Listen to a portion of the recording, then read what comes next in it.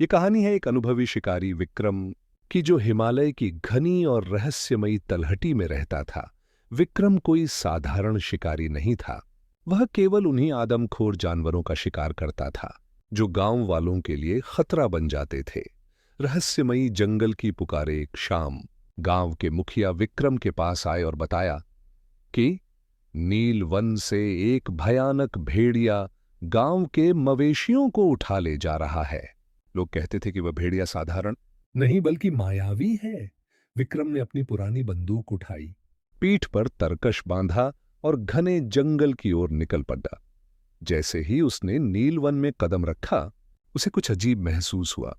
हवा में एक कस्तूरी जैसी महक थी और पेड़ों की पत्तियां बिना हवा के हिल रही थीं। अचानक झादियों से एक विशाल चांदी के रंग का भेड़िया निकला।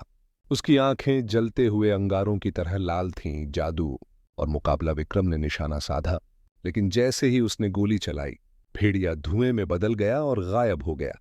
तभी हवा में एक भारी आवाज गूंजी, शिकारी, यहां तुम्हारी बारूद काम नहीं आएगी। विक्रम समझ गया कि यह कोई साधारण जानवर नहीं, बल्कि एक जादूगर तिलिस्मी शक्ति है। उसने अपनी बंदूक छोड़ाच दी और अपने पूर्वजों द्वारा दी गई एक प्राचीन अभिमंत्रित कटार निकाली, जिस पर चांदी की नक्काशी थी। अचानक भेड़िए ने पीछे से हमला किया। विक्रम फुर्ती से झुका और अपनी कटार से हवा में एक घेरा बनाया। कटार से नीली रोशनी निकली, जिसने भेड़िए के जादुई कवच को तोड़ दिया।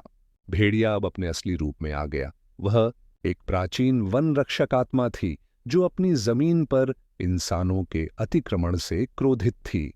सत्य का साक्षात्कार। विक्रम ने वार करने के बजाय अपनी कटार नीचे कर ली। उसने शांत स्वर में कहा, मैं यहां रक्त बहाने नहीं, शांति बहाल करने आया हूं। विक्रम की निडरता और ईमानदारी देखकर वह जादुई शक्ति शांत हुई। उस आत्मा ने बताया कि शिकारी नहीं, बल्कि वे लकड़हारे अपराधी हैं जो जंगल के पवित्र वृक्षों को काट रहे हैं।